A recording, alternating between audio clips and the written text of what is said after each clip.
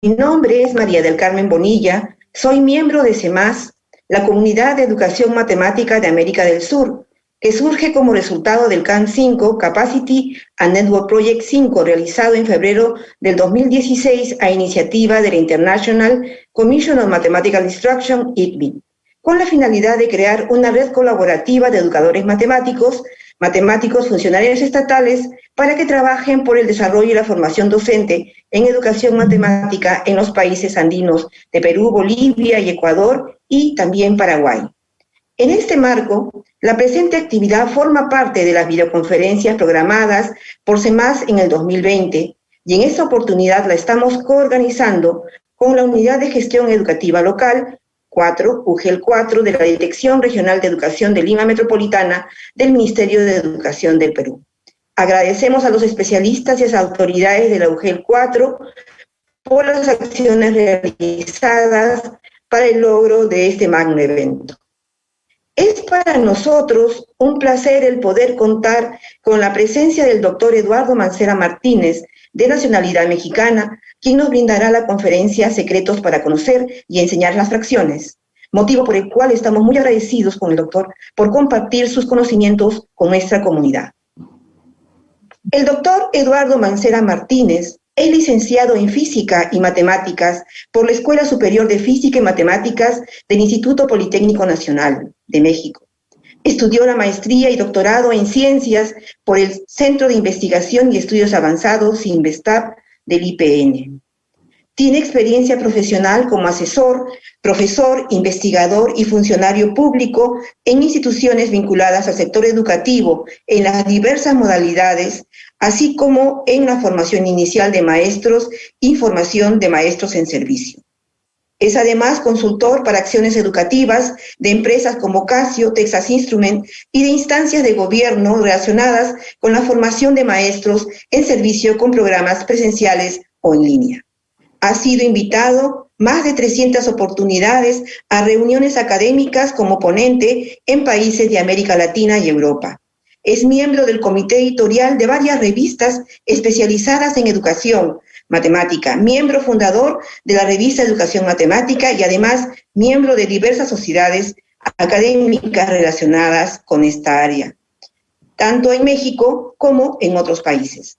Ha publicado más de 50 artículos en revistas especializadas en la enseñanza de la matemática y es coautor de varias series de libros de texto para diversos niveles educativos, autor y coautor de 15 libros para la formación continua de maestros de matemática.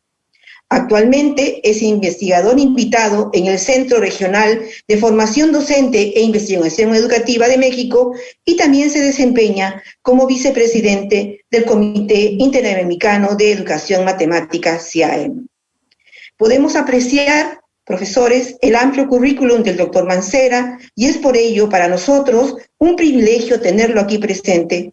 Gracias, doctor Mancera, por su apoyo y solidaridad. A continuación, doy el pase al profesor Jaime Supanta, especialista del área de matemática de la UGEL 4, para que nos dé a conocer algunas orientaciones que facilitarán nuestra participación en la conferencia. Muchas gracias. Muchas gracias, María del Carmen. Muchas gracias. Buenas tardes, estimados maestros y maestras de la UGEL 04. Reciban el cordial saludo de la directora de la UGEL, profesora Nelly Cunza Príncipe, y del equipo de matemática del área de Ajebre. Sean ustedes bienvenidos a esta conferencia virtual denominada Secretos para conocer y enseñar fracciones, la cual estamos seguros que contribuirá en nuestra labor como maestros. Es importante señalar de que durante el desarrollo de esta conferencia, cada uno de ustedes, estimados maestros, van a poder realizar sus consultas, sus preguntas. Es por ello importante que para que ustedes puedan manifestar esas consultas, lo puedan hacer a través del chat que se va a habilitar a través de esta página. Asimismo, es importante para nosotros contar con su opinión. Es por ello que a través del chat también se va a habilitar dos links. Uno de ellos va a ser la asistencia de cada uno de ustedes y el otro es una encuesta de opinión que es importante para nosotros saber lo que cada uno de ustedes va a recibir a través de esta actividad.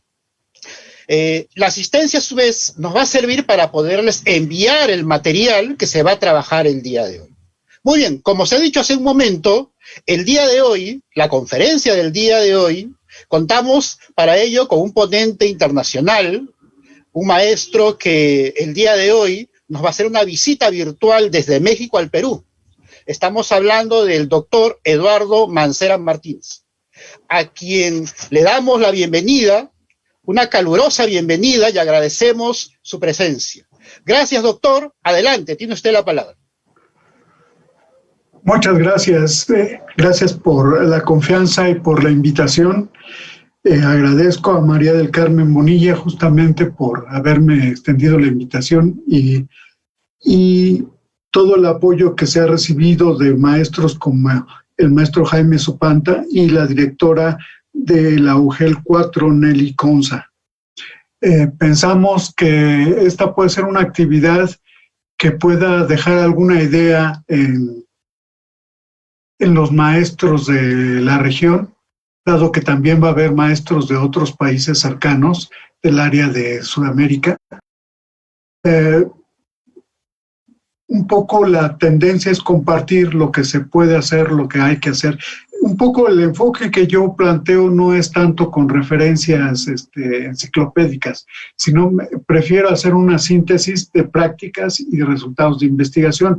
Hay muchos investigadores que han trabajado en esto, como Kerem, como Freudenthal, como Strickland, en fin, hay muchísimos que han trabajado en la enseñanza de las fracciones desde los y realmente tenemos un cúmulo ya de conocimiento sobre las fracciones, y además las fracciones es un tema así horrible, a todo el mundo le tiene pavor a las fracciones, y hay problemas en primaria, hay problemas en secundaria, hay problemas en la educación preuniversitaria y también en la universidad. Todavía encontramos estudiantes en las universidades que no manejan adecuadamente el tema de fracciones, y por ello creo que fue un tema adecuado para trabajar con ustedes. Voy a compartir la presentación para iniciar. Espero que ya la estén viendo. Listo. Aquí se me fue una dirección, pero bueno, esta es la pueden ver, está relacionada con el evento también, ¿no? ¿Sí? No la borré a tiempo, pero bueno, ya para qué me regreso.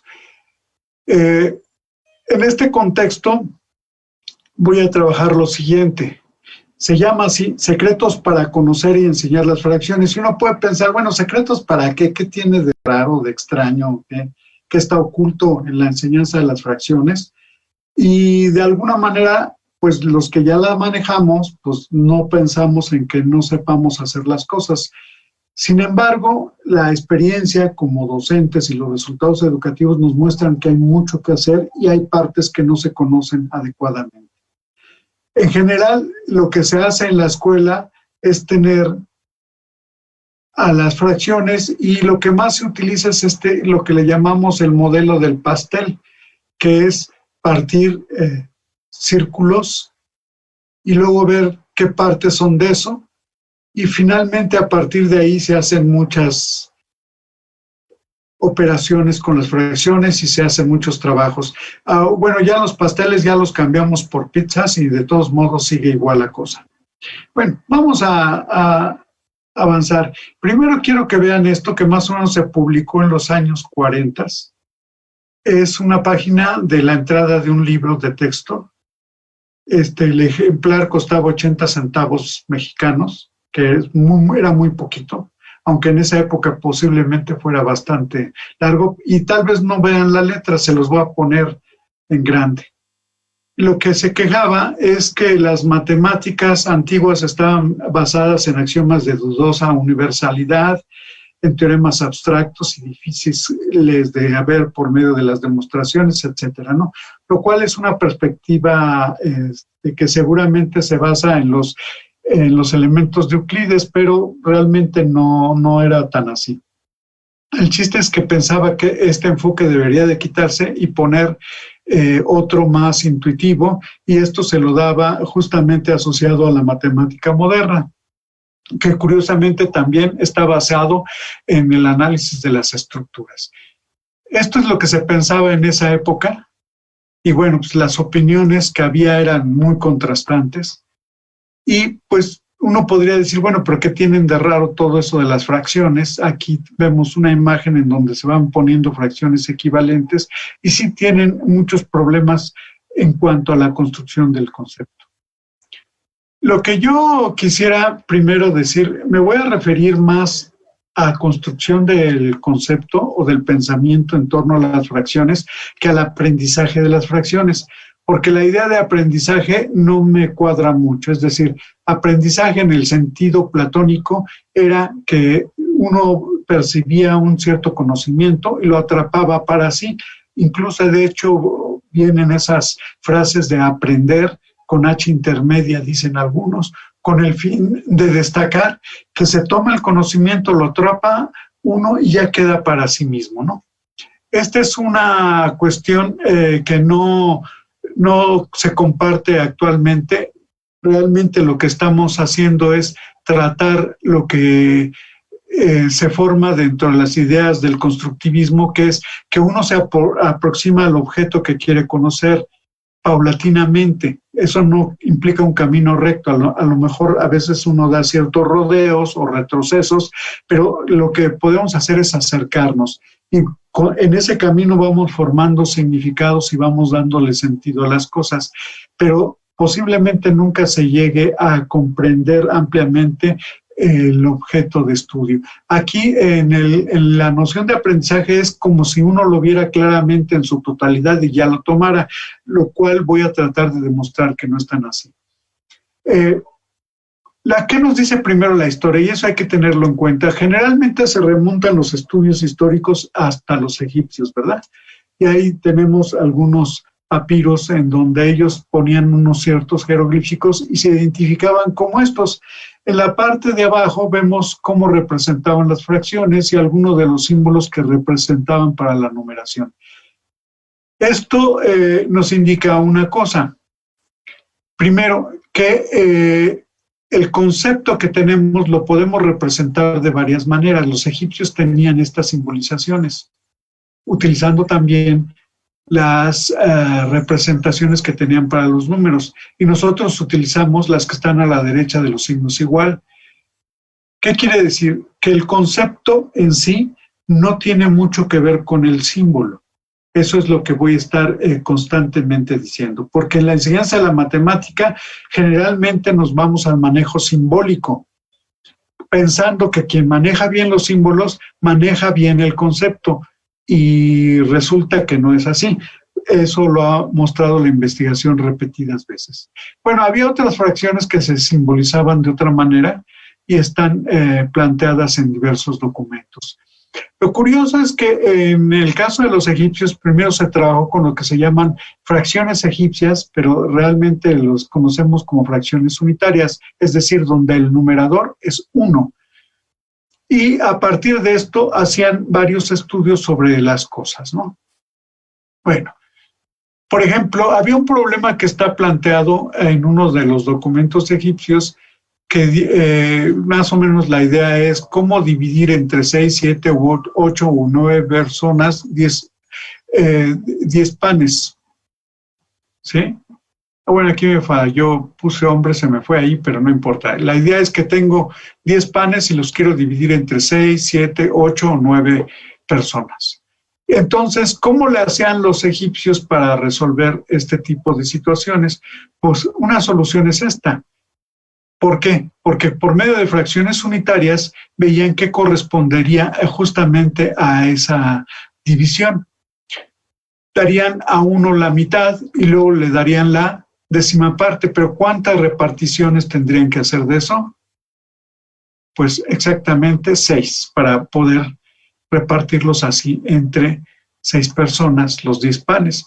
Lo mismo sería para 7 personas entre 10 panes, cortaría la tercera parte de uno, le daría otra vez la tercera parte de otro. No, recuerden que aquí estamos hablando, sí, de 2/3, pero ellos solo trabajaban fracciones unitarias y luego otra fracción más pequeña todavía. Si fuera entre 8, sería algo similar. Y si fuera entre 9, también tendríamos algo más, ¿no?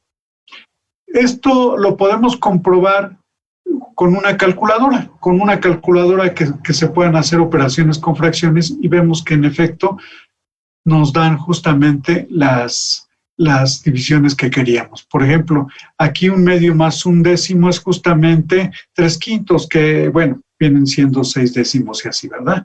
Entonces, todo está bien comprobado en este caso.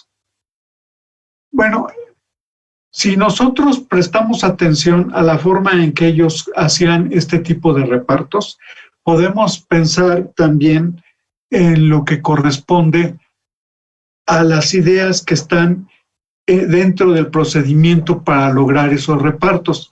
Una vez que uno las entiende, puede generar un algoritmo.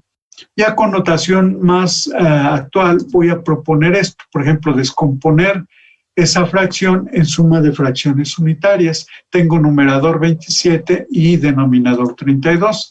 Entonces, lo que primero podemos pensar es que voy a aproximar por una fracción unitaria a la fracción dada.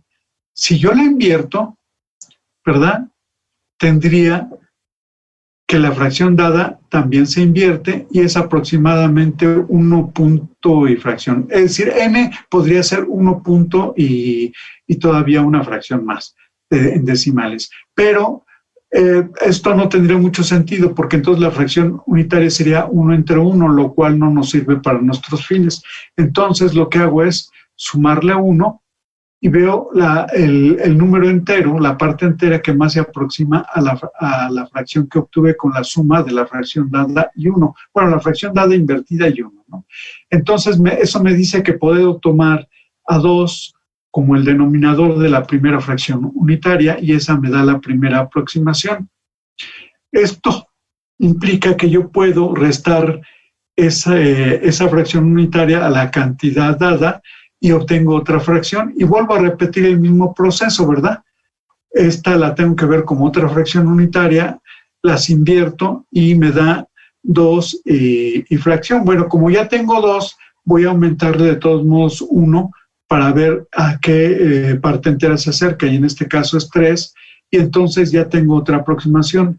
Esto va a ser 1/2 más 1/3 y así me voy hasta que termino, puesto que al restar 1/3 de la fracción original, ya me queda 1/96 y entonces ya queda expresada como fracciones unitarias la fracción dada.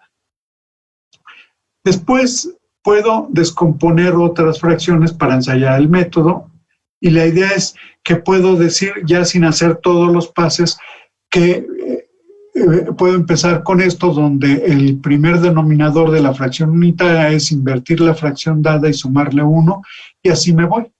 Luego resto esta fracción unitaria que ya obtuve a la cantidad original y así me voy, hasta que termino, y entonces encuentro la aproximación que se da para las fracciones unitarias para una fracción dada. Puedo descomponer otro más, empiezo en otro lado, es decir, ya estoy abstrayendo el proceso, estoy viendo la generalización y a partir de ahí yo estoy arrancando para hacer diversas cosas, ¿no? Y hasta que construyo ya finalmente lo que yo quería.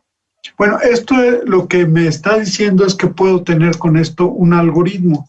Aquí ya puedo pasar a la parte abstracta, ¿no? En este sentido, puedo ya abordar el problema no referidos a panes o alguna otra situación, sino referidos solamente a las propiedades de los números, y esto tendría que ver con resolver algunas ecuaciones que evidentemente los egipcios no sabían, pero son procedimientos que me pueden servir para eso. Esto nos indica mucho cómo en la historia podemos encontrar algunas formas de trabajar algunos contenidos que nos permitan motivar a los estudiantes para de alguna manera introducir los procesos que queremos. Las fracciones también aparecían en otras figuras como esta que se llama el ojo de Horus, o un amuleto, el de Uyat, que se utilizaba mucho en esa época. Y la dividían de esta manera: en el ojo aparecía un cuarto, en la parte derecha, bueno, aquí está invertida, aparecían estas otras fracciones, etcétera, y con esto lo utilizaban como una especie de abaco para ver la cantidad de granos y una serie de cosas que se podían obtener por medio de la suma de las fracciones unitarias. Esto lo podemos constatar de que si nosotros sumamos todas las fracciones que aparecen en el ojo de Horus, es casi 1.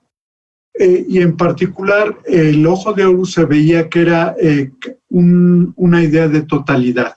Entonces, a nivel, digamos, filosófico, quedaba que el no llegar a 1 querría decir que siempre falta algo para llegar a la totalidad, y tenía muchos aspectos relacionados con las creencias de la época. Bueno, ¿de qué reflexiones puedo sacar de esta parte de la historia? Primero, tenemos una situación, ¿sí?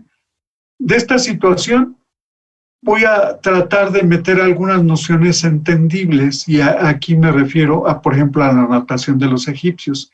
No necesariamente las notaciones que nosotros manejamos en la actualidad, ¿sí? Y puedo referirlas a otros objetos donde yo las ordene, como es el ojo de Horus, ¿no? Puedo combinar varias respuestas, ¿verdad? Es decir, descomponer una fracción en suma de fracciones unitarias, como le hicimos. Puedo generalizar desde estos casos sencillos para obtener un algoritmo. Puedo después incorporar las notaciones convencionales que nosotros manejamos ya. Y finalmente puedo plantear un algoritmo que lo puedo hacer en términos de pasos algebraicos, o lo puedo hacer simplemente como un texto en donde se indica el proceso que hay que hacer para poder cambiar una fracción dada a suma de fracciones unitarias. Bueno, esto es importante porque así no se realiza la enseñanza. Nosotros generalmente partimos de algoritmos y nos saltamos todos estos pasos que aparecen aquí. Esto es algo súper importante porque la historia nos está diciendo cómo conducir la didáctica. ¿Por qué? Porque antes no sabían qué hacer, no había conceptos previos que decimos. Normalmente nosotros hablamos de conceptos previos o de preconceptos, pero realmente la investigación ha mostrado que no existe tanto.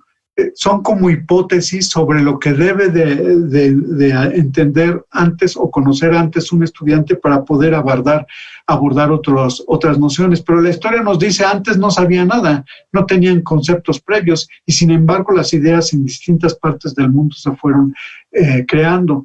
Es decir, cuando nosotros analizamos la estructura curricular, suponemos que para poder abordar un contenido debemos de tener ya otros puestos, y hay muchos resultados de investigación donde muestran que los estudiantes son capaces de resolver problemas muy complejos con métodos muy intuitivos y no necesariamente con los métodos académicos.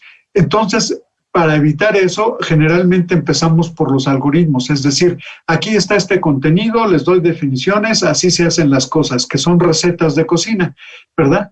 Para sumar fracciones se hace este procedimiento, para resolver ecuaciones de segundo grado se hace este procedimiento, etcétera. Pero toda esta parte donde hay una exploración de los objetos matemáticos que quiero aprender a manejar, y aquí sí hablo de la posesión, que quiero de alguna manera meterlos dentro de un esquema de construcción, esto me lo salto, me lo brinco, y eso pues no es adecuado dentro de la enseñanza. De hecho, las nuevas tendencias plantean este camino: empezar de una situación, empezar a trabajar con cosas que tienen sentido para los estudiantes, a analizar varios procedimientos, generalizarlo, a otros casos y después ya meter las notaciones convencionales para llegar justamente a los algoritmos. No es malo enseñar algoritmos, porque el algoritmo tiene una función importante, que es nos evita reproducir pasos que ya son innecesarios en la resolución de un problema o para el abordaje de otros contenidos. Los algoritmos no son malos, lo malo es empezar con ellos. Esto quiere decir que la enseñanza tradicional va al revés, está de cabeza del proceso histórico. Y la enseñanza que ahora se requiere empieza justamente como nosotros estuvimos revisando las ideas de la historia. Hay muchos ejemplos más, pero nos tardaríamos mucho tiempo en ver otras más. De tal manera que, ¿qué es lo que se hace en una clase? En una clase se dice, las fracciones son números de esta forma, el de arriba es el numerador, el de abajo es el denominador. Por cierto, el denominador es distinto del cero, y los estudiantes dicen, ¿y eso qué tiene que ver? ¿Por qué es distinto del cero? Bueno, las fracciones se suman de la siguiente forma y se les dice cómo hacerlo, ¿verdad? Después vienen otros métodos donde en vez de multiplicar los denominadores, pues se busca el mínimo común múltiplo y se hace una cosa similar. Las fracciones se restan así, se dice cómo se multiplican y se dice es mucho más fácil que lo anterior porque nada más se multiplican los numeradores y los denominadores y se dividen así. Esto ya resulta medio raro porque es así como productos cruzados y los estudiantes pues dicen, ¿qué pasó? A lo mejor se tienen algunas reglas mnemotécnicas que se pasan a los estudiantes. Por ejemplo, este esquema que aparece en la diapositiva de maripositas que utilizan algunos maestros para poder incorporar el algoritmo de la suma de fracciones o algunas otras ideas relacionadas con esto, pero son recursos mnemotécnicos.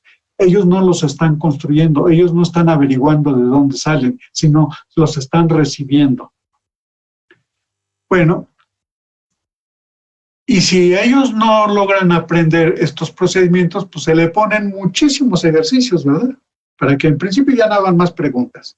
Y hasta se les dice que pueden hacer otros más si todavía no lo entienden. Obviamente la reacción de los alumnos es o de aburrirse y dormirse, de decir malas palabras, o simplemente de declararse ya finados. Esto de alguna manera conduce al peor defecto de la enseñanza de la matemática, que es, bueno, les voy a enseñar matemáticas, así son las te las tienes que aprender así. ¿Por qué? Porque así son, punto. Entonces, las buenas prácticas y las ideas que se están generando en la actualidad es que sí, que le tenemos que dar una explicación a los estudiantes de qué está pasando. A fin de cuentas, lo que estamos haciendo es vender matemáticas.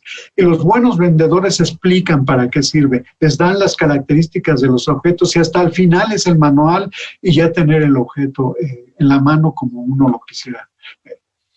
La pregunta es, ¿qué sintieron cuando se les da un tipo de enseñanza? A nosotros nos enseñaron así y lamentablemente pues tuvimos muchos problemas para enfrentar la enseñanza a la matemática en nuestro nivel. Tal vez teníamos facilidades para hacer simbólicamente algunos desarrollos, pero no estábamos entendiendo lo que había detrás de eso. Por eso yo digo que el concepto no es el símbolo. Los símbolos nos permiten concretar en un papel y con lápiz lo que estoy pensando, pero lo que está en la cabeza, las ideas que tengo en la cabeza son los conceptos.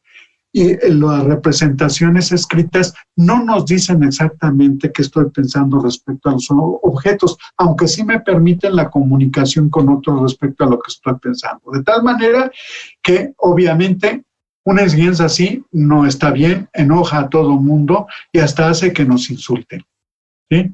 Otros imploran que ya se acabe eso, y es lo que está pasando en la enseñanza de la matemática a nivel mundial. Y tenemos todas las herramientas para revertir esto. Eso es lo que los estudiantes piensan, eso es lo que los estudiantes sienten al respecto. Bueno, en realidad nosotros tenemos a la mano muchos materiales para poder trabajar las fracciones, no solo con papel y lápiz. Hay algunos materiales que se hacen en textos que sirven de alguna manera, pero lo ideal es siempre tener cosas que se puedan tocar al principio. Aquí tenemos que La enseñanza con algoritmos, aplicaciones de reglas y el papel y el lápiz, eso es lo que queremos de alguna manera modificar a la larga. Porque el papel y lápiz viene cuando ya está uno dispuesto a la representación final de las ideas. En general, todo lo que se hace de escrito en matemáticas no se pueden considerar como habilidades, sino más bien son destrezas. Las habilidades las genera uno y las va a conservar en la mente para poder abarcar otros contenidos, y lo expresa uno en papel. Es como cuando uno se va al lenguaje. A veces podemos hablar de muchas cosas, estar diciendo muchas situaciones, describiéndolas o haciendo inferencias sobre ellas, pero cuando queremos plasmar esas ideas en papel, todo el que ha hecho una tesis me lo podrá confirmar, es muy difícil, ¿verdad? Pero las ideas están en la cabeza y lo que me está fallando a veces son las destrezas de escribirlo bien y correctamente. En este sentido, yo creo que hay que poner manos a la obra, pero en otra dirección. Entonces, primero son los conceptos, eso debe de quedar claro. Luego, al final, sus representaciones convencionales. Esto tiene que quedar muy claro. El manejo de símbolos no asegura la claridad conceptual, ¿sí?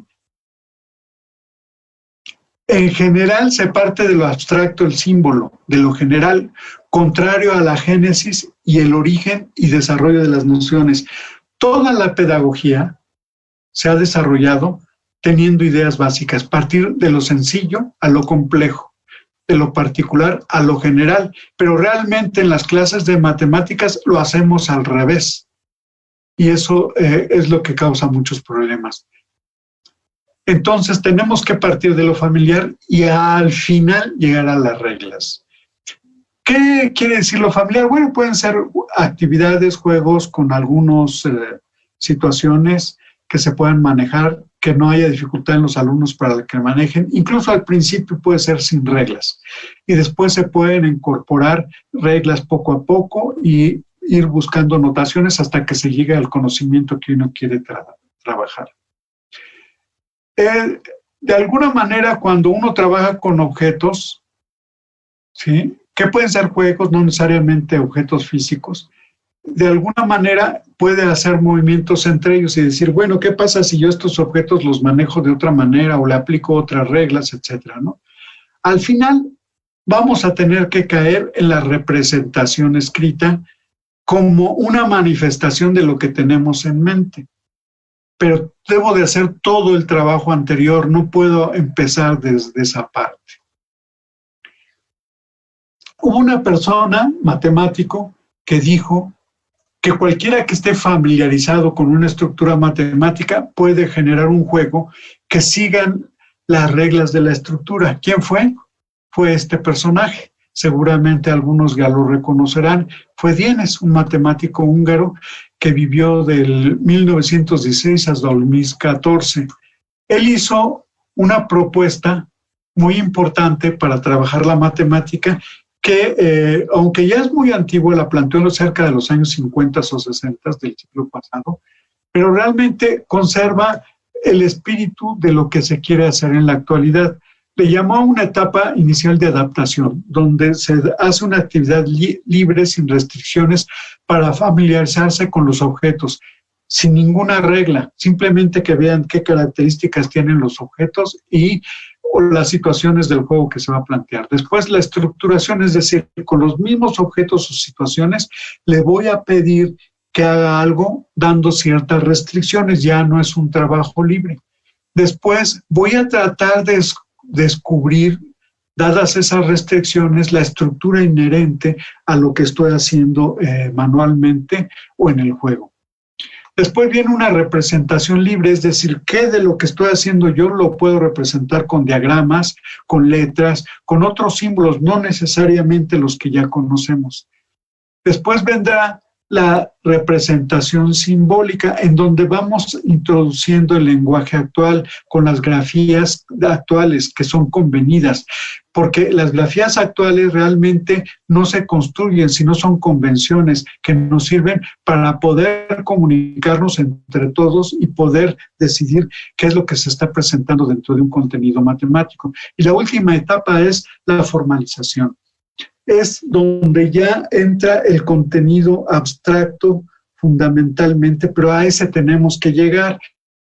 Muchos entienden el enfoque de resolución de problemas con solo ponerle problemas a los estudiantes y, bueno, dejarlos que ellos lo resuelvan, que pasen a presentar sus situaciones, se discuten y que en determinado momento se quedan en el aire porque no se concluye nada, ¿sí? O se meten con calzador todos los contenidos nuevos, pero da lo mismo haber hecho el problema o no y después ver lo que sigue en la siguiente etapa, porque se sigue haciendo lo mismo que en la etapa tradicional. Lo mejor es buscar la manera de ir creando necesidades que me conduzcan hacia la formalización, que es lo que plantea Dienes.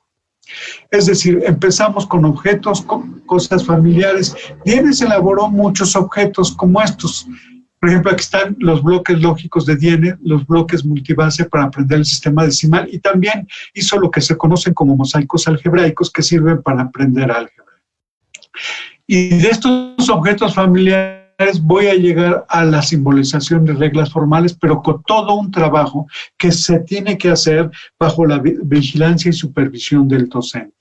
En esta época en que Dienes hizo estos planteamientos estaban también las ideas de Brunner del aprendizaje por descubrimiento y tenía 3 etapas, pero básicamente tenían la misma idea de partir de una actividad donde el estudiante la analizara, reflexionara sobre ellas, poco a poco ir construyendo representaciones y hasta el final llegar al conocimiento como quiere que se maneje. Esto es fundamental en lo que vamos a trabajar enseguida. ¿Qué materiales tenemos para fracciones? Pues las pizzas o dibujos de pizzas, que siempre vienen en los libros, los pasteles, que también siempre vienen en los libros, los chocolates, de los cuales los niños prefieren comérselos que estar jugando con ellos. Los líquidos, ¿verdad? Para ver cuestiones con volumen, canicas o algún otro objeto que se pueda disgregar, botones, etcétera, o fichas como estas que se pueden utilizar para el trabajo con las fracciones. Estos son los modelos, los materiales más usados en la enseñanza de las fracciones. Pero vamos a ver, siguiendo el camino de lo sencillo al abstracto, ¿será cierto si lo hacemos con pasteles? Aquí yo les pediría, si estuviéramos cara a cara, les pediría que me dijeran qué parte del entero es esta. Rebanada. Les aseguro que nos pasaríamos un buen tiempo antes de que me pudieran decidir qué parte del entero es esta. ¿Qué tendría que hacer? Pues cortar otras similares, copiarlas, irlas reproduciendo y ver hasta dónde encaja para que yo pueda decir qué parte es. Pero no sé si este es el entero. Lo que sí sé es que, dado este entero, esta sería una parte y sería la sexta parte. Pero ¿qué implicaría en otro procedimiento? Meterla en una circunferencia con donde la punta estuviera en el centro y luego buscar un transportador o algún elemento que me dijera en cuánto divide el arco a la circunferencia para poder decidir también cuántas partes la conforman. Ese es un trabajo adicional que ya se escapa del tema de las fracciones. Esto nos hace pensar, adivinar qué parte de una parte dada de un entero, qué representa esa parte. Eso nos pone como magos. Hay que adivinar cuál es el procedimiento correcto para poder lograr hacerlo. Por ejemplo, con los chocolates es lo mismo. Yo tengo un chocolate, saco 2 rebanadas y les pregunto, oigan, ¿y qué partes son estas del chocolate que tenía? Lo único que puedo tener es a lo mejor la envoltura o la imagen del chocolate, y luego de todos modos tengo que buscar qué representaba. Entonces puedo hacer alguna división del chocolate conveniente y ver cuántas partes de eso caben en los demás. Y entonces ya decidir las fracciones que vienen. ¿Sí? Y puedo usar algunas fracciones equivalentes. Aquí, si me fijo, nada más sería 1/3, porque esto cabría 3 veces, pero también lo puedo ver como 2/6, y bueno, puedo meter ahí algo de equivalencia de fracciones, o puedo hacer otra subdivisión y entonces ver otras fracciones equivalentes ahí. Pero es lo mismo, casi tengo que actuar como mago y decidir el procedimiento que me conviene para una situación dada. Este tipo de modelos, que se les llaman modelos continuos, son muy difíciles de manejar para los estudiantes, pero hay una necesidad en la educación básica de trabajar las fracciones con este tipo de modelos, que implican problemas de medición que a lo mejor no están preparados los estudiantes para realizarlos, ya sea de longitudes o de arcos de circunferencia. Pero además hay otro problema adicional, es que para encontrar fracciones necesitamos que tengan la misma área, el mismo volumen o la misma longitud. Y si uno hace caso a los estudios de Piaget, que también a alguien se le ocurrió que eso podía servir para organizar la educación, y no es cierto, él lo hacía con otro objeto, pero haciendo un poco caso a algunas de las observaciones que hacía, es que esto implica de alguna manera la conservación de longitud, de área y de volumen, lo cual es muy complicado de realizar con longitudes, con áreas y con volúmenes, y esto hay muchas cuestiones que lo podemos ver. Por ejemplo, en las tiendas nosotros tenemos 2 botellas, una chiquita y una así grandota, y se piensa que la grande tiene más. Cuando vertimos una de las botellas en la otra, nos damos cuenta que tienen lo mismo.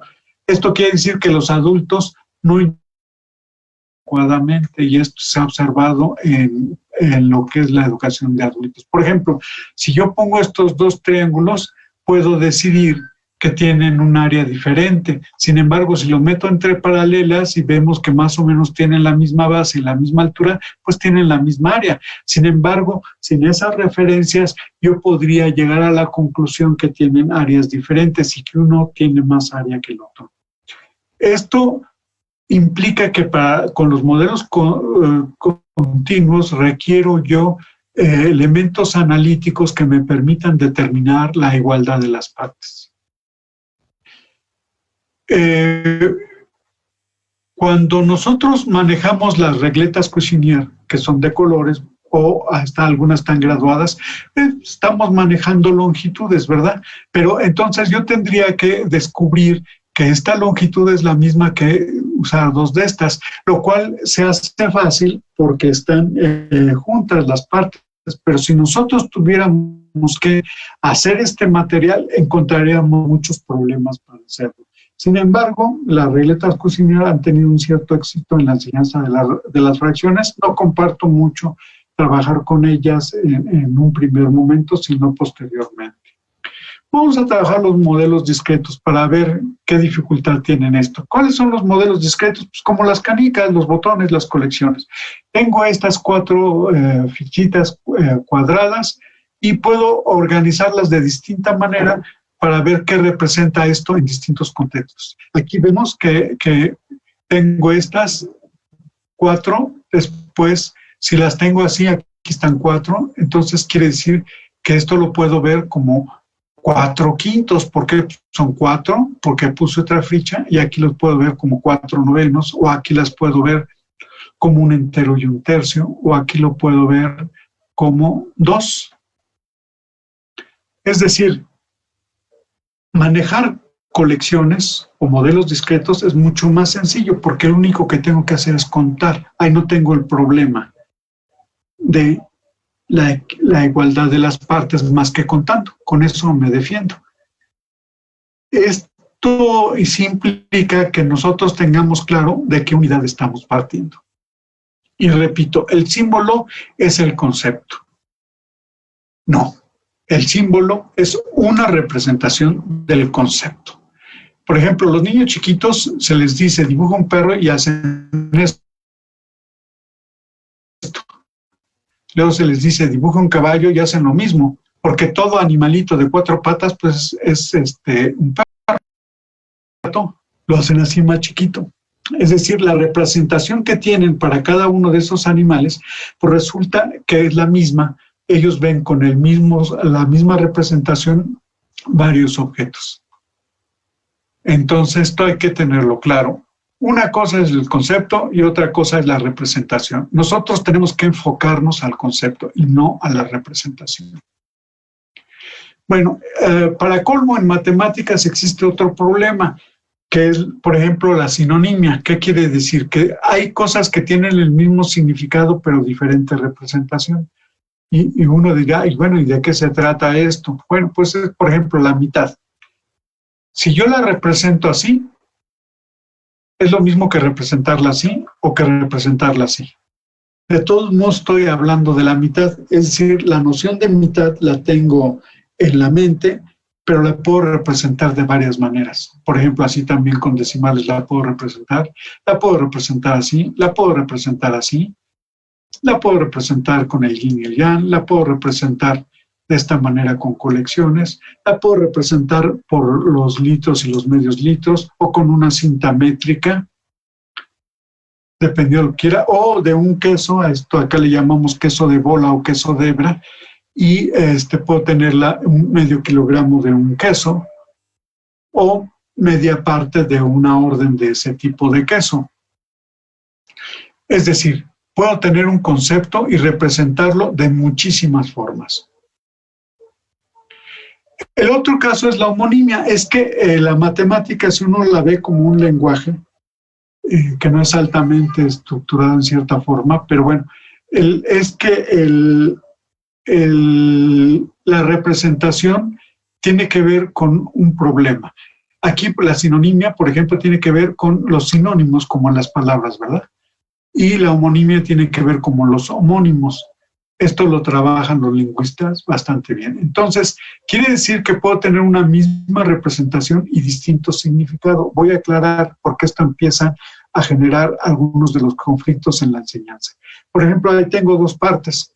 ¿Qué pasa si yo les pido que la sumen? ¿Cuál va a ser el resultado? Bueno, nos tardaríamos un buen tiempo. Primero tendríamos que ver, construir unidades donde cada una de esas esté representando algo y luego ya decidir cómo lo puedo hacer. Ay, pero aquí una está en sextos y la otra está en octavos. Entonces, ¿cómo encuentro la fracción que forman en conjunto? Y eso me va a meter en otro problema, ¿verdad? Por ejemplo, aquí, lo que en general en la enseñanza sí nos dijeron, y así lo estamos haciendo en algunas ocasiones, es que nos dicen, bueno, no se preocupen, miren, hay un procedimiento muy sencillito, multiplican los de abajo y luego dividen esa multiplicación entre el primero, lo multiplican por el de arriba y así se van igual con el segundo y les ponemos palomita a eso y los podemos representar como pastelitos también cortados, ¿no? Lo cual es medio complicado porque estoy aquí trabajando mitades, luego tercios y luego sextos. Entonces, ¿cómo es que paso de uno al otro? Bueno, pero así se hace. Y uno piensa, ¿y por qué no mejor sumar los de arriba y los de abajo, no? Pues es más fácil. ¿Y qué decimos nunca? Eso está prohibido. La gente que lo haga está loca o está mal de la cabeza. Bueno, pues sigo haciendo fracciones, puedo tener incluso sumas que den más de la unidad y entonces tengo que hacer una conversión para encontrar una unidad y poderla entender como parte de otra, etcétera, ¿no? Entonces se vuelven problemas muy complicados así, aunque el procedimiento sigue siendo el mismo, ¿no? Y bueno, uno puede insistir, bueno, ¿y por qué no hacerlo así? Pues no, eso es pecado, no se puede hacer. Esto me mete en una discusión muy interesante. Recuerden que estamos usando símbolos, un numerito, rayita, otro numerito, y a partir de ello estoy trabajando algunas operaciones.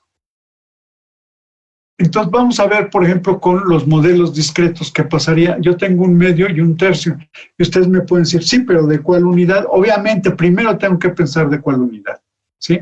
¿Cuántos elementos tomaría? ¿4? Pues no, ¿verdad? No puedo dividir ahí fácilmente en tercios. Entonces, no es difícil llegar a que pueden ser 6 elementos. Puedo empezar con 6 elementos.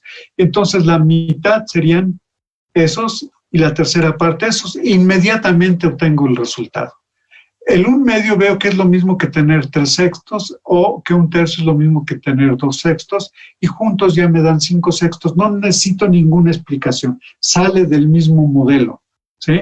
Incluso la equivalencia de las fracciones sale del mismo modelo. Esto lo puedo ver con una colección de 12 elementos, que los puedo bloquear de 2 en 2 y el resultado es el mismo, ¿verdad? Es como si fueran uno solo cada par. O lo puedo ver con elementos separados y puedo encontrar resultados equivalentes. Entonces, esto me permite a mí trabajar rápidamente con colecciones, 3 tipos de contenidos: la equivalencia de las fracciones, la forma en que se hacen los repartos y la forma en que yo puedo construir fracciones equivalentes. Porque la agrupación aquí tiene un sentido importante. Bueno, lo puedo hacer con 24 elementos, esta suma que se va a pasar de la unidad. Ahí tomo una fracción en una fracción en otra, y luego veo juntas cuántas me dan, y lo vuelvo a hacer. Solo voy a utilizar el conteo, nada más. No tengo que verme en problemas de utilizar transportador, reglas y andar viendo qué parte de un círculo es lo que estoy manejando. Lo puedo hacer de una manera más rápida y eficiente. Por ejemplo, si tengo esto, lo puedo ver con 2 elementos y puedo sacar rápidamente. Si divido en parejas cada elemento, en vez de trabajarlos aislados, puedo encontrar otro tipo de expresión. Como ustedes vean, esto no se puede hacer si no tengo en la mente el concepto y el proceso que quiero sacar. La resta con modelos discretos también es muy fácil, porque hay que definir una unidad. Puedo partir de una colección de 6 elementos, ahí tengo 1/2 y ahí marqué 1/3, entonces voy a ver que el resultado sale inmediatamente, nada más contando, los resultados salen de manera rápida. Y además los puedo manejar con fracciones equivalentes.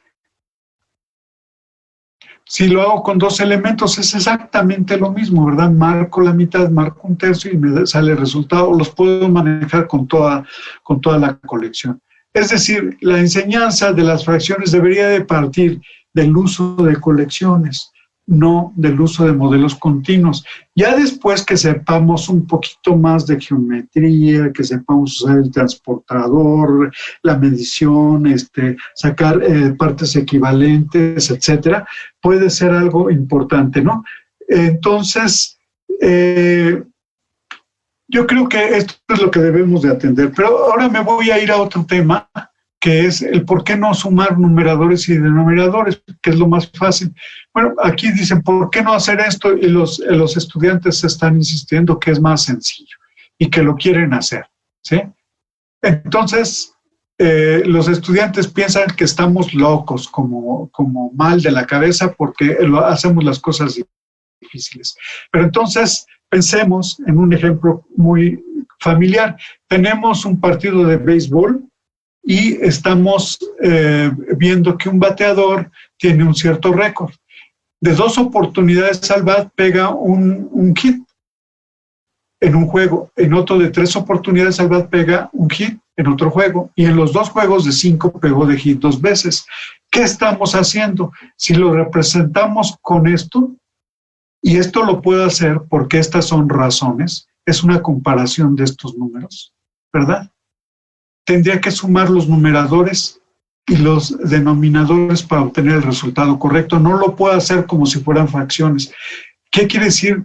Que esto me representa una unidad, el 1/2, el 1/3 otra, y el resultado una nueva unidad. En el caso de las fracciones, todas tienen que estar con referente a la misma unidad. Entonces, estamos utilizando los mismos símbolos para representar conceptos diferentes. Por eso insisto que el concepto no es el símbolo es solamente la representación. Por ejemplo, tengo 3 agencias. Tengo una agencia que tiene estos autos, tengo otra agencia que tiene estos autos, pero quiero pasar todos estos a otra agencia. Y entonces, ¿cómo voy a saber las partes que hay de naranjas y verdes? ¿Verdad? Entonces, aquí tengo 3 de 4 y aquí tengo 5 de 7 verdes. con respecto a los naranjas, y entonces, si yo lo sumo, lo tengo que hacer así, porque ya juntos van a ser 8 de 11. Es decir, sí se puede sumar y los numeradores, pero el asunto correcto es en qué sentido, en qué contexto estoy utilizando el símbolo. Por ejemplo, en estadística ahí tenemos un gran problema con los estudiantes ya mayores, porque cuando aparece una situación como esta, por ejemplo, se dice sobre un problema para ver si se eleva el impuesto federal para la compra de cigarrillos, y se habla de qué opinaron de 605 panameños, 351 dijeron que sí, de 195 ticos dijeron 41 que sí, y entonces, ¿cuántos en la suma de los dos se hicieron? Si lo hacemos como fracciones no tiene sentido, lo tenemos que hacer como razones, sumando numeradores y denominadores. Bueno, pero hay algo más, hay un concepto matemático que se llama median, en español sería mediante, pero el concepto salió de un estudio anglosajón, entonces pues, vamos a respetar el nombre normal, es el mediano. El median se define así, dadas dos fracciones se define su median como la suma de numeradores y la suma de denominadores. Entonces, ¿esto qué es? Esto me dijeron que era pecado y que no lo podía hacer. Pues sí, se hace para un objeto matemático y pues los alumnos han de pensar, estos matemáticos están bien locos o están drogados. Bueno, hay propiedades que puedo deducir que el median siempre estará entre las dos fracciones dadas y que por medio del median puedo hacer aproximaciones a la raíz cuadrada, porque la raíz cuadrada del producto de las fracciones estará entre el median y 2 entre el median. Y entonces puedo seguir trabajando esas ideas de esto. Pero el median no es algo que está fuera de la realidad, sino se utiliza en la música, por ejemplo, cuando se analizan los grados y el paso de la tónica a la subdominante.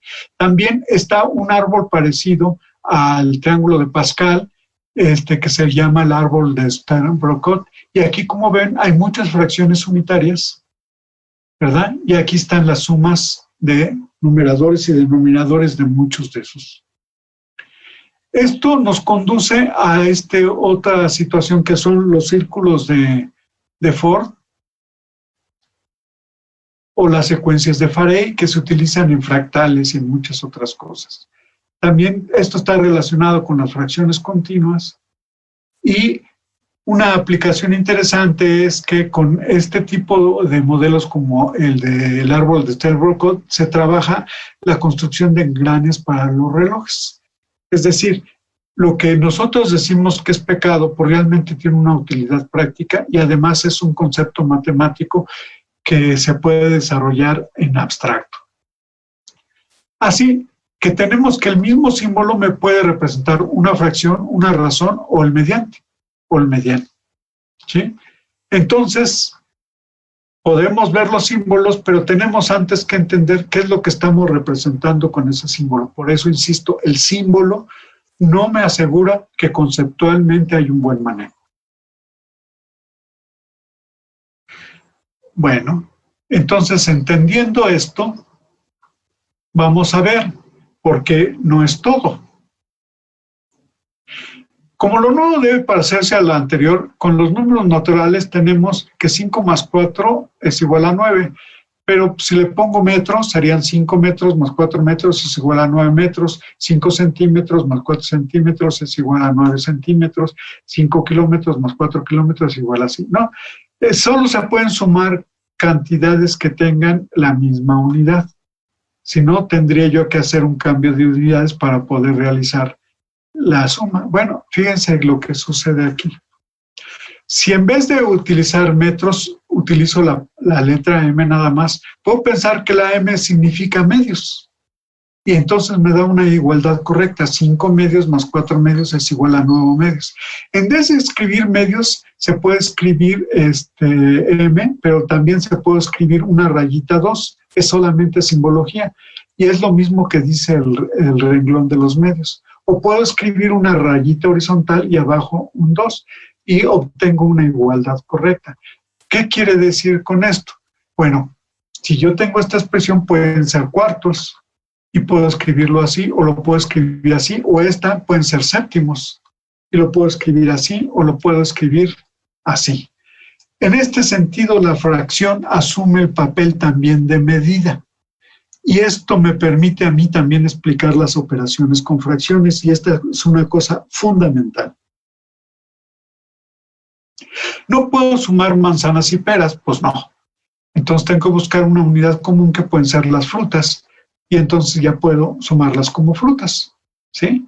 Esto es lo mismo que pasa en la medición, buscamos unidades comunes, ¿no? Por ejemplo, aquí tengo tercios y digamos, no puedo sumarlo, entonces, ¿qué tengo que hacer? Pues buscar unidades comunes, ¿verdad? Y puedo ensayar con varias. No es necesario que de entrada yo les diga, tienen que multiplicar el 3 por 12. No, a ver, buscan, ¿pueden ser novenos? No, pues no, es difícil sacar un doceavo de novenos. Pueden ser otras así hasta que se descubra una unidad común. También puedo ver que podrían ser con denominador 12 y puedo sacar la suma sin problema con lo mismo que se hacía para números enteros. Entonces tengo que decir que dada lo que hemos visto, que las fracciones, los símbolos que utilizamos, el número rayita, pueden significar varias cosas, ¿verdad? Pueden significar razones, pueden significar fracciones, o pueden significar fracciones equivalentes, o pueden significar medidas. Quiere decir que hay más significados asociados al mismo símbolo. Y esto es fundamental, porque a veces manejamos los símbolos a diestra y siniestra sin dar la interpretación correcta. Bueno, y esto de la fracción como medida tiene su origen en el nombre de los componentes de una fracción. El de arriba numera, indica cuánto de qué cualidad. Pues eso nos lo dice el denominador, justamente es la idea de la medida. De tal manera que nosotros podemos tener un símbolo y tener muchos significados de esto. Puede ser que un elemento de 7 partes se toman 5 de 7, que sería como una razón, un representante de una clase de fracciones equivalentes, pueden ser 5 veces medidas de un séptimo, puede ser una división exacta entre 5 y 7, puede ser exacta porque no se pone en decimal, sino se pone nada más con la expresión de fracción. Puede ser un decimal disfrazado, ¿verdad? Puede ser la indicación de que al aplicarlo a un cierto número, primero se multiplica por 5 y después se divide entre 7 o al revés, ¿verdad? O puede ser lo que se conoce como un número racional. Es decir, el mismo símbolo está asociado a una multiplicidad de significados. Y esto lo debemos de tener en cuenta en la enseñanza. Bueno, aquí está lo que la investigación nos dice acerca de los significados de fracciones, que son similares a los que yo puse hace rato, ¿no? Pero el interés de cada uno de estos campos es diferente, ¿verdad? Cada uno tiene un contexto y un sentido dentro del manejo del símbolo, y eso hay que entenderlo. Por ejemplo, con el número racional me interesa más la estructura. Vamos a ver cómo resolveríamos esta pregunta. Entonces, ¿la enseñanza debe irse a enseñar símbolos o a enseñar significados? Bueno, yo espero que ya con lo que hemos dicho, a ustedes les quede claro que tenemos que tender a enseñar significados. Y no me refiero aquí a la idea esto de aprendizaje significativo, que es otra idea, ¿no? Manejamos a veces estos símbolos de una manera, estas expresiones de una manera a veces no correcta, porque el aprendizaje significativo tiene que ver con una secuencia curricular, lo que va antes y lo que va después, ¿no? En este sentido, es simplemente el significado, es que tenga un cierto sentido, que le dé una interpretación de cada persona. Bueno, por ejemplo, uno de los significados es la división indicada. Aquí hay un resultado exacto, aquí hay un resultado exacto, porque no hay aproximaciones, ¿verdad? Yo puedo hacer la división 12 entre 3 y me da 4 y es un resultado exacto, no hay problema. Pero en este caso, si yo hago 2 entre 9 y hago la división, me va a dar esto, ¿verdad? Que es justamente algo más complicado de manejar. Perdón con la presentación, me está haciendo cosas raras. por eso me estoy regresando. Pero bueno, entonces aquí ya no es un resultado exacto, es un resultado aproximado. Las mismas calculadoras nos dicen qué quieren, resultado exacto o aproximado, ¿no? Entonces aquí yo tengo un resultado exacto, aquí tengo otro resultado exacto, aquí tengo un resultado aproximado. Bueno, la fracción como decimal desfasado, por ejemplo, aquí tengo 7 medios, son 3.5. Esta otra fracción tiene esta expresión decimal, pero son expresiones decimales finitas o exactas. Finitas en el sentido de que puedo escribir hasta números dados de cifras y entonces eso me dice ya la cantidad decimal que representa, pero suceden cosas como estas, en donde hay una repetición de símbolos que se logran poner como un paquetito con una rayita arriba para decir qué es lo que se está repitiendo.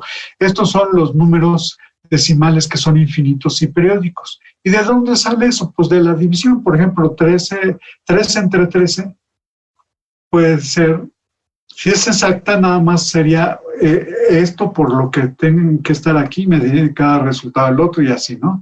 Entonces, puede haber un residuo, pero ese residuo no puede ser 0 porque la división sería exacta, ni puede ser el que está dividido porque también la división sería exacta. Entonces, lo que hacemos es ir haciendo la división como nos las enseñaron. No sé si a ustedes les hacen las divisiones de la misma manera, pero acá sí las hacemos así, ¿verdad? Se va encontrando, aproximando, se van haciendo las restas, etcétera, hasta que los residuos se empiezan a repetir. Empezamos aquí de nuevo, ¿verdad? Fíjense, aquí viene, empezamos en 3 y volvemos a acabar en otro 3. Entonces es previsible que los siguientes residuos sean 4, 1, 9, 12. Es justamente lo que pasa aquí, ¿verdad? Entonces empezamos con 3, seguimos con 4, luego con 1, luego con 9, luego con 12 y volvimos a regresar al 3. Eso hace que se repitan las cifras acá arriba en el cociente. Y entonces, para evitar eso, metemos los números que se repiten con una rayita arriba para no intentar escribirlos todos, nunca vamos a terminar. Y con eso nosotros vemos que aquí los números tienen un cierto sentido, pero son expansiones decimales infinitas. Una pregunta que surge aquí, y esto lo haría uno que tuviera un pensamiento matemático, dice, bueno, ¿habría una que no sea ni infinita ni periódica? Y entonces sale la magia de los números irracionales. Si se le pregunta a las personas qué números irracionales conocen, dicen pi, ahí tiene pi, o e, que es la base de los logaritmos neperianos, o la raíz de un número primo, ¿verdad? Pero este es un número racional, fíjense. ¿Cómo lo construyo? Pongo cualquier parte entera, pongo unos decimales, y luego repito la misma, pero vuelvo a poner otro número. Aquí puse 23, entonces pongo otro 2 y 23. Luego pongo otro 2 más y pongo 23. Luego pongo otro 2 más y pongo 23 y así me voy. Este número es infinito y no tiene periodo porque no se repite el mismo bloque de números. Entonces este es un número irracional. Y lo curioso es que se puede demostrar que hay muchos más números irracionales que números racionales. Y esto nos conduce a situaciones muy interesantes dentro de la didáctica que tienen que ver con conceptos como, puesto que entre dos números racionales siempre habrá una infinidad de números. No debe de haber huecos en la recta, esto es una cosa muy importante. Y lo que decía antes, que podríamos ver que los números irracionales son más, es un infinito mayor que el de los números racionales y nos meten problemas muy interesantes de la matemática. Bueno, nos pueden volver loquitos también, pero ni modo. Por eso yo creo que están las campañas del dile no a las drogas, porque luego en matemáticas se anda uno imaginando cosas demasiado extrañas. Bueno, si lo llevamos esto al punto de la recta numérica y pensamos que la recta numérica son sucesiones de puntos pegaditos, pegaditos, pegaditos, podría existir el caso en que cuando yo intersecte dos de estos se puedan acomodar los puntos de tal manera que no haya intersección. Entonces este no es un buen modelo para la recta, ¿verdad? Entre dos puntos puede no haber alguno. ¿verdad? Aunque aquí se tocan solamente en un espacio muy cercanito, pero aquí puede venir otro arriba y otro arriba y de otra recta y no pueden tocarse. Entonces esto metía en muchos programas a la geometría, después se arregló esto y se habla de la idea de continuidad. Y para ello, entre dos puntos tiene que haber una infinidad de elementos. Esto rompe la relación con la realidad y nos está generando otro concepto matemático que es necesario meter para poder trabajar otras situaciones. Esto nos conduce a la idea de la matemática que también nos puede volver bien locos.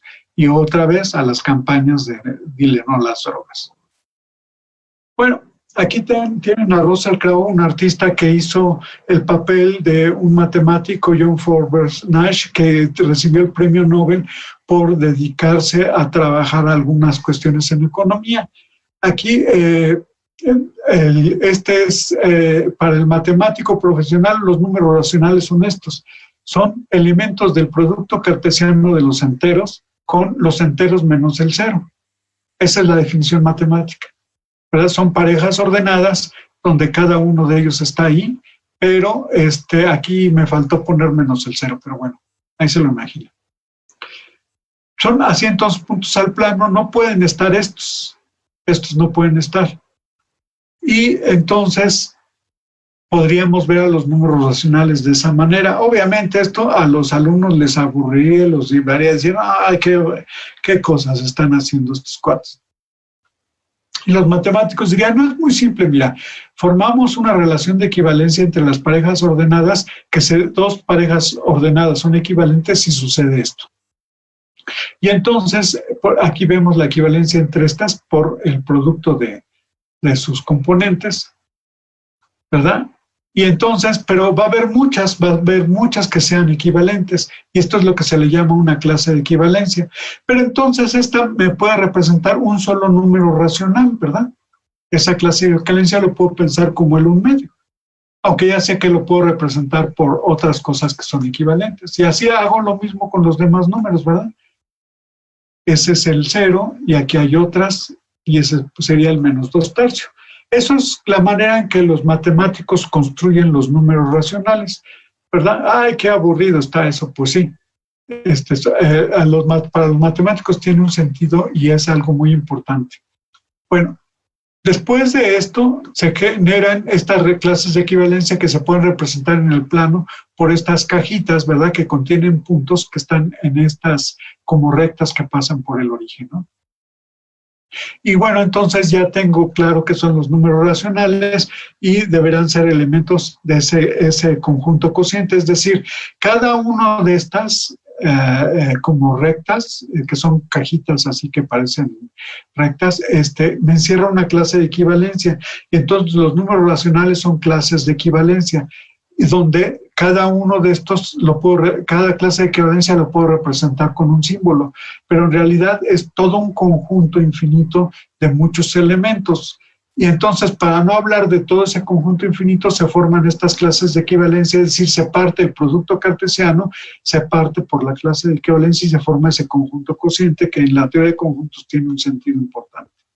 Bueno, ustedes pueden decir, uy, qué aburrido, pues sí, ni modo. Pero tengo que dar operaciones, todo defino la operación y después checo que no dependen de los representantes que yo tomo, ¿verdad? La suma de estos dos me da esto, y si tomo otros elementos, me debe de dar los mismos resultados. Esto es algo que me asegura que la suma y la multiplicación están bien definidas, y después se puede comprobar que la suma y el producto son conmutativos y asociativos, que la suma se distribuye con respecto al producto, que hay un elemento neutro aditivo, que hay un elemento neutro multiplicativo, que cada elemento tiene un inverso aditivo, que cada elemento no nulo tiene un inverso multiplicativo, etc. Aquí lo que interesan son las propiedades del conjunto de los números racionales y las propiedades que tienen con respecto a dos operaciones que se forman. Esto es lo que me da lo que se conoce como una estructura de campo, y bueno, puedo definir un orden parcial, un orden estricto y hacer muchas cosas más a ese nivel. Evidentemente esto no se trabaja más que en las carreras de matemáticas, donde se ve cómo se construyen los naturales, los enteros, los números racionales, los irracionales, etc. Bueno, esto podría ser muy aburrido para muchos, pero así son las cosas en matemáticas. De tal manera que enseñamos otro carácter de los números racionales en las escuelas. Entonces tenemos este conjunto que tiene todas estas propiedades y los matemáticos lo manejan de una manera suelta. No necesitan referentes, no necesitan ni pasteles ni colecciones. Aquí lo único que manejan son los símbolos abstractos, ¿no? Y son capaces de llevarlos a algunas aplicaciones, ¿sí? Bueno, otro significado es la fracción como operador. Tengo un número que lo quiero multiplicar por esta fracción. ¿Y qué pasa? Puedo multiplicarlo por 12 o dividirlo entre 9 o... me sigue dando lata esto, perdone. O puedo dividirlo entre 9 y luego multiplicarlo por 12 para obtener el resultado. Es operador en el sentido que me dice un orden de operaciones, porque la noción de operador en matemáticas es como una función de funciones, así en términos genéricos. Bien, la suma y la multiplicación se hacen así, está muy bien, ya se la aprendieron. Bueno, la puedo introducir de muchas maneras. Entonces vamos a ver, el maestro en clase generalmente dice, a ver, así están las fracciones y así se multiplican. Y entonces a los alumnos se les hacen muchas dudas. Bueno, ¿y por qué no se hacen las sumas igual? Bueno, ¿y por qué aquí no nos explican que el mínimo común múltiplo y que yo hago esto y lo otro? Aquí es directo. Entonces, ¿qué es lo que está pasando? Y se confunden mucho.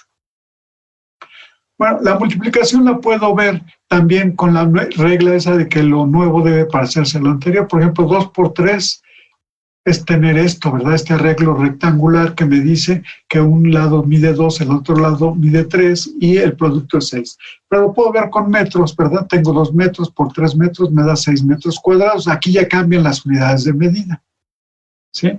Entonces tengo 2 metros por 2 metros, serían 4 metros cuadrados, que es lo que tengo aquí en la figura, ¿sí?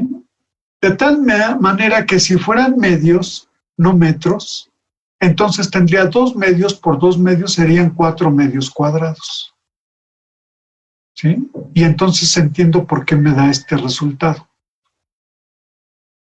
¿sí? Y lo puedo escribir los medios cuadrados así. Es simbología solamente.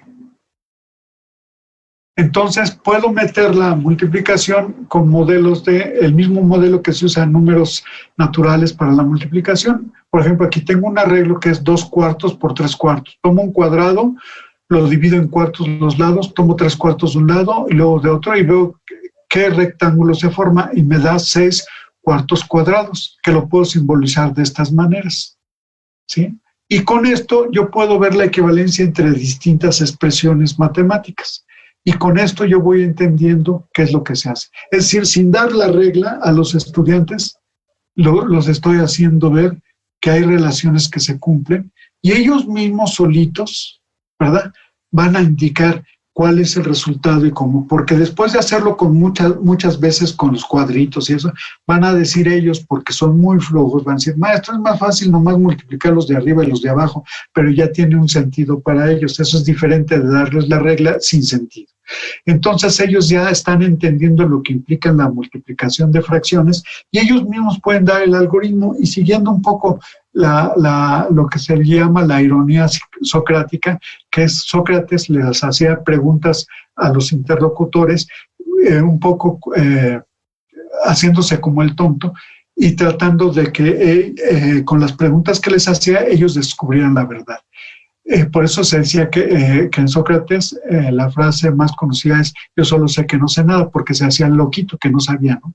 ¿Sí? Bueno, también lo puedo hacer con otras representaciones de cuadrados, un lado del cuadrado dividirlo otro en cuartos y vuelve a salir lo mismo, ¿sí? Es el mismo modelo que utilicé para números naturales, lo estoy usando para fracciones, ¿sí?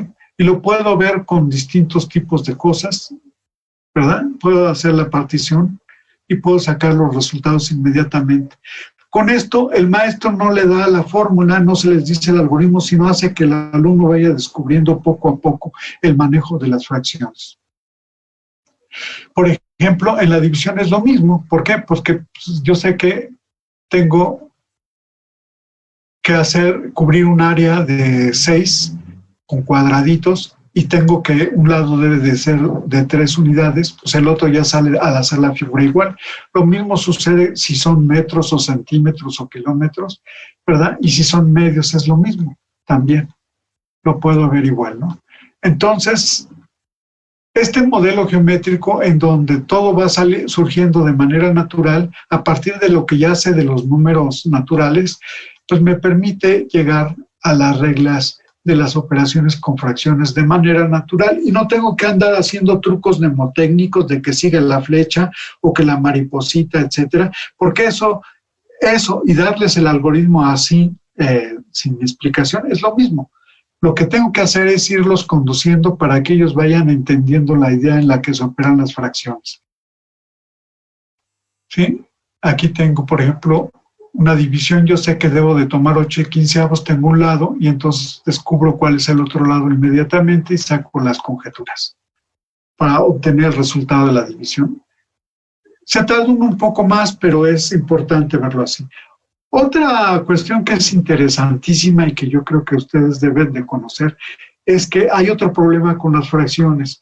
Es que el símbolo puede ser una sola cosa, que si le hago una cosa a un lado, le hago a la otra, es decir, es un símbolo inseparable.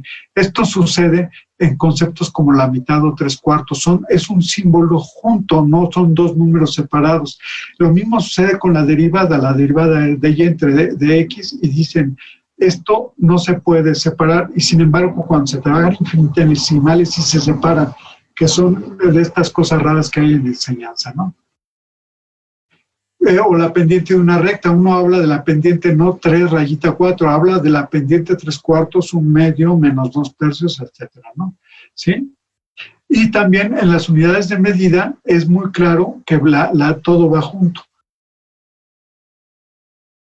Bueno, pero también puede ser que los números se consideren aparte y funcionen y de manera independiente. No necesariamente lo que le pasa a uno le sucede al otro. Esto hace que los niños pequeños, cuando empiezan a ver fracciones, se centren en el numerador y entonces dicen que una fracción es mayor que otra si el numerador de una es mayor que el de la otra, o en el denominador. Bueno, aquí el problema es que estas interpretaciones de las fracciones como división, indicado, operador, conducen a este tipo de situaciones, ¿no? La propia razón, porque es una comparación de dos cantidades, el cociente diferencial de infinitesimales también tiene esta misma situación. Es decir, las fracciones tienen que ser bien trabajadas. ¿Por qué?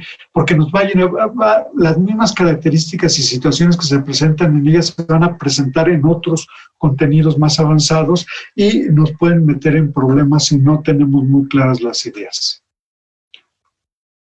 ¿Sí? Por ejemplo, esta es la dicotomía, un solo símbolo o dos símbolos o dos números que están concatenados. Por ejemplo, en las sucesiones tenemos lo mismo, ¿verdad?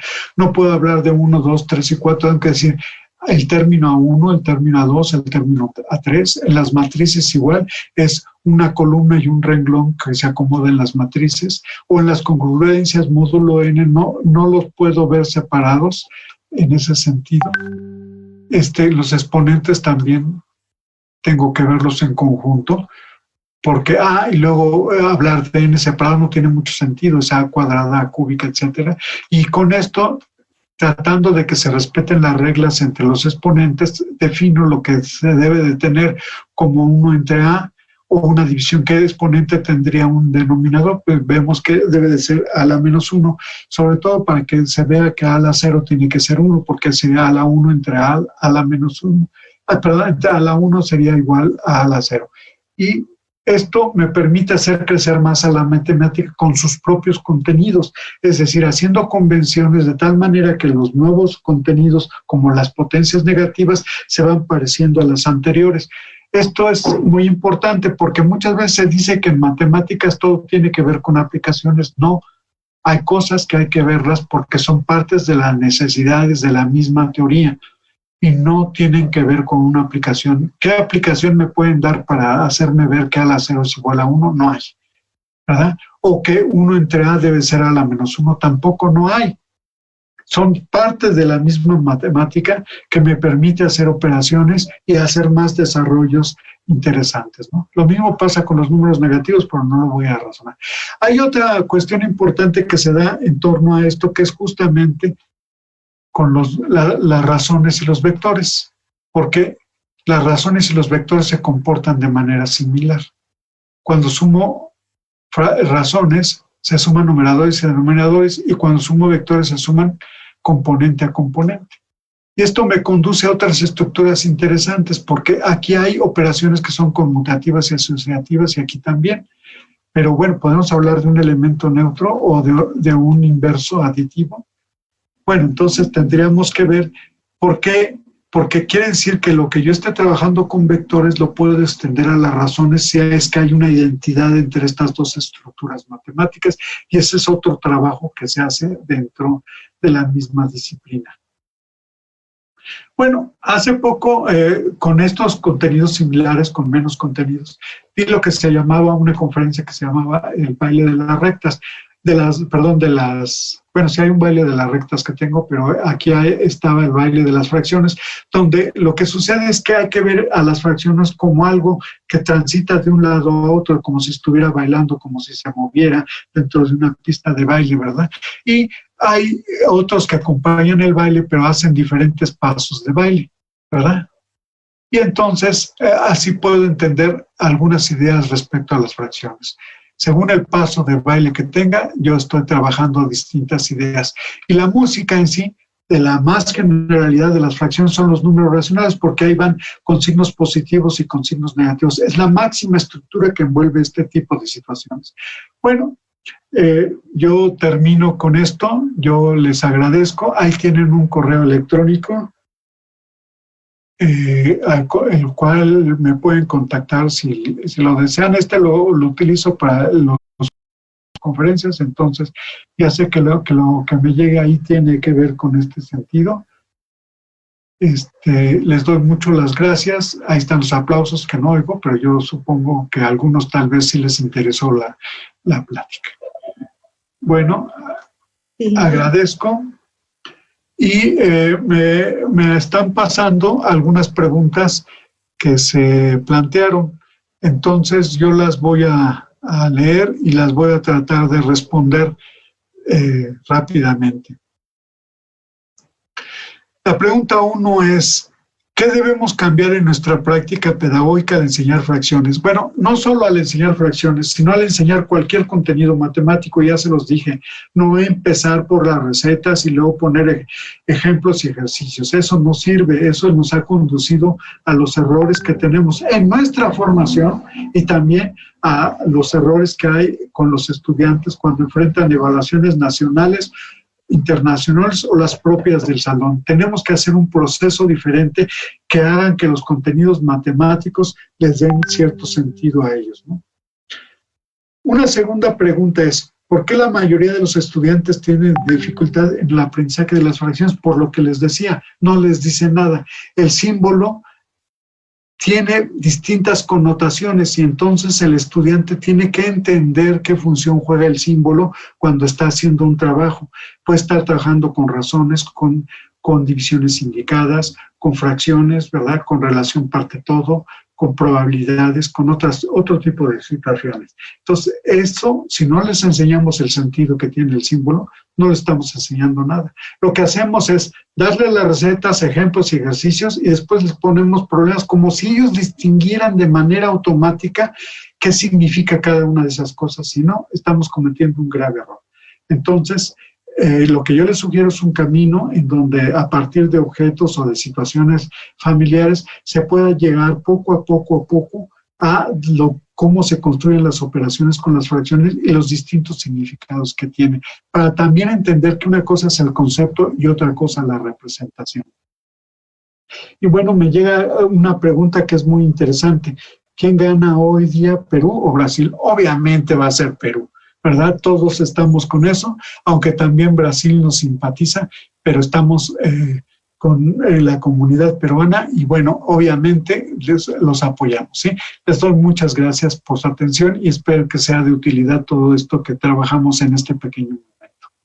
Muchas gracias, Eduardo, por la presentación. Realmente nos has impactado y más aún por la manera como has compartido, ¿no? Estos conocimientos que, por la agilidad y por lo ameno de tu exposición y un poco como que las matemáticas no se ven tan abstractas ni tan áridas, ¿no? Muchas gracias realmente. En este momento voy a dar pase al profesor Jaime para que nos hable a nombre de la UGEL, por favor. Y muy agradecidos estamos los de la Comunidad de Educación Matemática de América del Sur por tu brillante exposición. Gracias, Eduardo. El agradecido soy yo, gracias. Muchas gracias, doctor Eduardo, gracias María, gracias además por este espacio. Agradecer a nombre de los maestros y maestras de la UGEL 04 y de los maestros invitados también que han accedido a este espacio. Doctor, agradecemos su ponencia, agradecemos su gran contribución a la educación en nuestra jurisdicción, en realidad en nuestro país. Gracias, doctor, por este espacio. Sabemos que los maestros, todo lo que se ha brindado esta tarde, estos minutos, va a contribuir en su labor pedagógica y con ello va a contribuir con el desarrollo de competencias en nuestros estudiantes. Muchas gracias a cada uno de ustedes. Gracias, maestros, y con esto estamos terminando con la conferencia del día de hoy. Muchas gracias. Un abrazo a todos. Gracias, Eduardo. Muchas gracias.